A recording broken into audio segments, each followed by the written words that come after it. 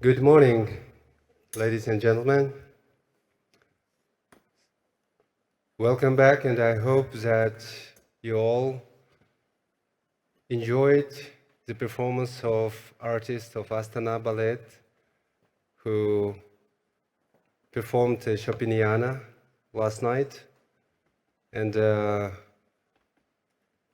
welcome back. So as we are approaching to the last day of our agenda, we still have some leftovers from day 2, and I would like to resume the agenda item of matters from WHA and Executive Board. So let me remind you that yesterday we suspended this item to resume it today with the Secretariat replies. But responses by the Secretariat has been received yesterday. So then let me go straight to the Dr. Petish Vesna. So before we conclude the conclusion of this agenda item.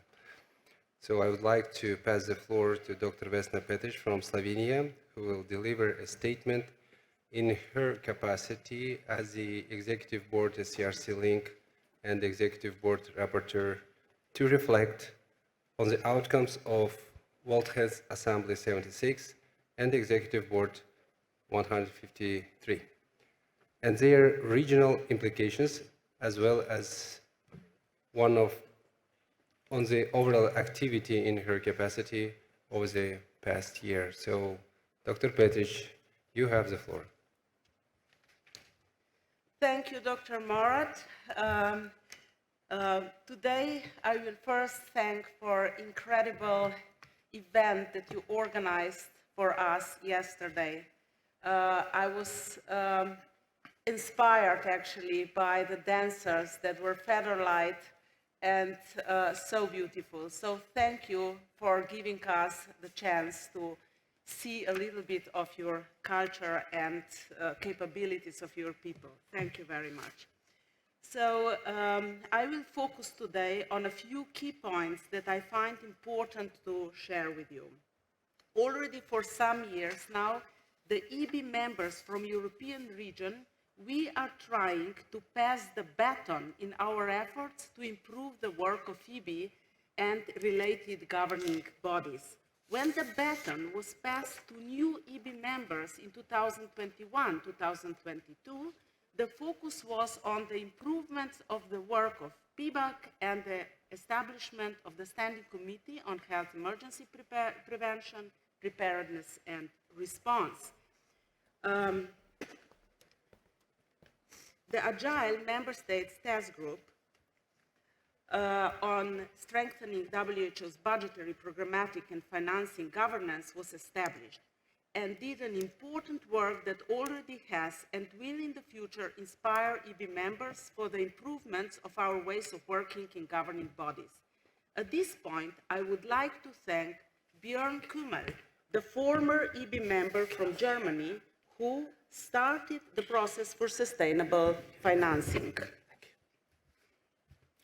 Standing Committee on Health Emergency Prevention, Preparedness and Response was another initiative started by EB member from our region, Clemens Sauer from Austria. It was initiated as a response to the COVID pandemic. The aim was to create opportunity for EB members to advise Director General on matters pertaining to health emergencies. In the perma-crisis, with so many health emergencies, stemming from various causes, it is of utmost importance that we, EB members, have a mechanism through which we can get meaningfully involved. You would ask yourself, why is she referring to something that has been done in previous years? I see it as so important that we see the whole picture. Everything is continuum. What has happened before is influencing now, and what is happening now will be influencing future. So that is why I referred to these important steps we did together in the past years. In the last year, the focus was on improving performance of the EB, and I will briefly mention few developments. Recognizing EB's ever-growing agenda, the EB and its Bureau considered how to streamline the discussion in a manageable agenda. New practices were explored, such as dedicated spaces to share national experiences and best practices inside events, for example. 2 informal retreats were held to discuss strengthening the role of the Executive Board in WHO governance. Among the initiatives discussed and tested were the ideas of providing guiding questions to direct our conversations and encouraging written statements from member states in advance. We also discussed the value of engaging non-state actors even more meaningfully in our processes. We've also been introducing innovations to make our sessions more manageable, like the inclusion of guiding questions in reports and inviting member states to post written statements beforehand. I'm very happy to share that in working on these improvements, we have worked hand in hand with the Agile Member State Task Group, implementing some of its recommendations before they were even adopted. There are and will be new member states from our region to pass the baton. I see it as very important that we continue to share the burden and represent our region in our endeavors to improve our organization globally. We might not agree on everything, but my experience is that all the countries from our region supported me when we were discussing how to improve our conduct in governing bodies at the global level. Sincere thanks to all my colleagues EB members that I had the privilege to work with. It was also very helpful that Dr. Kluge was tirelessly informing us on the latest developments and was always available to us directly, no matter where his duties took him. The second important thing I want to share with you is that as a consequence of developments at global level, there have been already some regional improvements. I would like to thank Standing Committee of the Regional Committee members and Eurosecretariat for their efforts undertaken to introduce changes also at the regional level and make RC and Standing Committee of the Regional Committee meetings more attractive, relevant, and productive. I'm convinced that our region can be the catalyst for future improvements and would like to encourage the future Standing Committee and EB members to inspire each other and further contribute to improvements of the work of our governing bodies at regional but also at global levels. I can already see some advantages in our region and governing bodies that could inspire the global level. First, we can be proud of our processes for selecting members of governing bodies. We have heard these days that while our processes are already enabling us to select the best of the best, while ensuring fair representation of regions, we aim to further strengthen the processes and its transparency in particular. Second, our engagement with non-state actors, in particular with organized youth, is also getting more and more meaningful. I would like to praise our regional director for his openness to our proposals in this regard.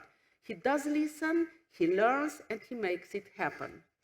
Third, our partnership with the European Observatory in Health Systems and Policies and the initiatives like the Economic of Well-being demonstrate our commitment to evidence-based decision-making and to leadership with lasting impact and beyond health sector. And the last, us member states actively engaging in networks such as Southeastern European Health Network and Small Countries Initiative and using WHO Euro technical capacities to support us in doing so makes us stronger in strengthening our health systems and policies. Let me finish this part by wholeheartedly thanking all my colleagues, European EB members, for their active engagement in the discussions, for sharing with me their insights, for their selfless support, and most of all, for their trust.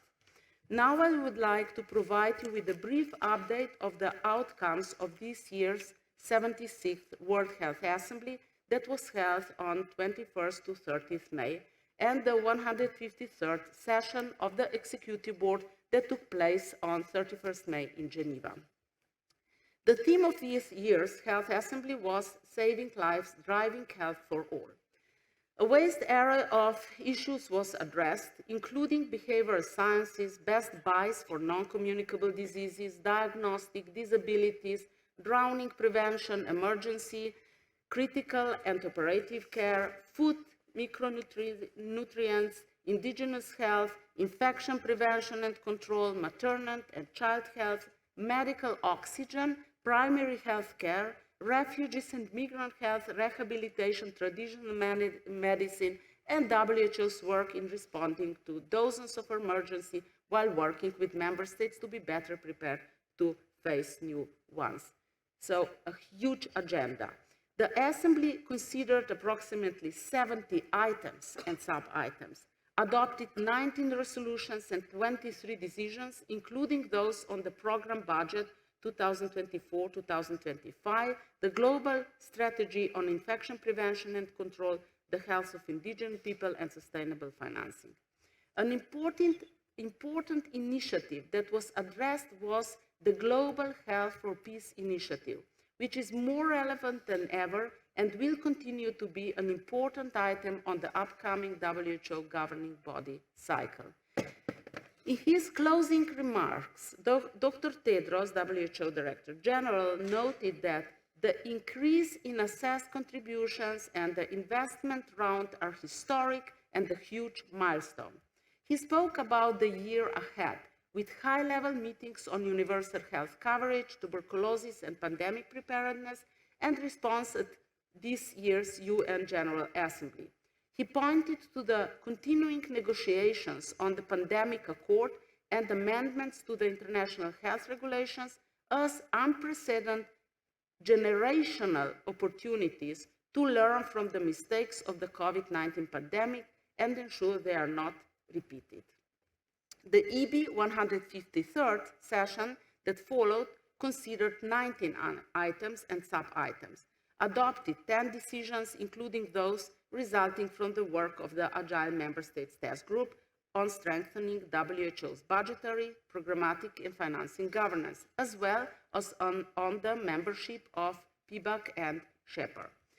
The formal work of the governing bodies was preceded by 47 informal consultations and 24 informal sessions, which were held during the intersessional period.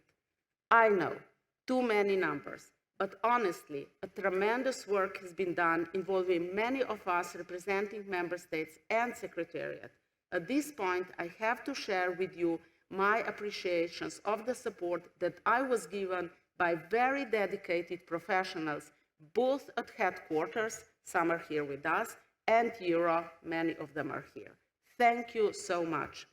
You will find a detailed account of the resolutions and decisions adopted at the World Health Assembly and the Executive Board this year, and their regional relevance in the working document on matters arising from resolutions and decisions of the World Health Assembly and the WHO Executive Board.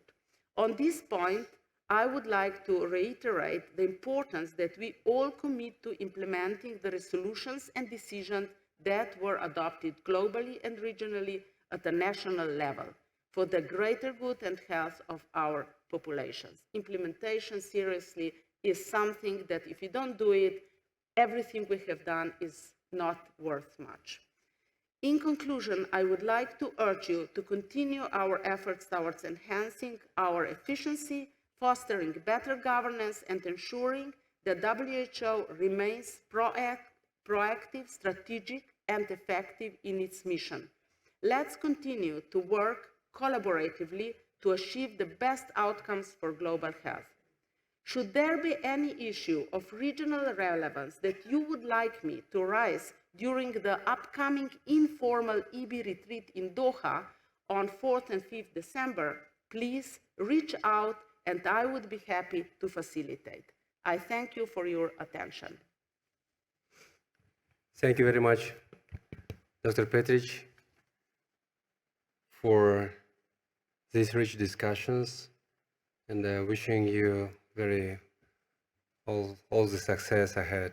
And thank you once again. And now I would like to invite our distinguished regional director, Dr. Hans Kluge, to share his thoughts on the matters arising from the resolutions and decisions of WHA and the Executive Board. Please, Dr. Hans. Thank you, Executive President. I have 2 points. The first one is to express our very sincere appreciation to Dr. Vesna Petric for your tremendous achievements as the chair of the Executive Board. We are very, very proud from the WHO Regional Office for Europe, and you really have done a lot. I think that this informal retreat also was a milestone of a kind of a new modus operandi to become much more agile as a WHO Secretariat globally.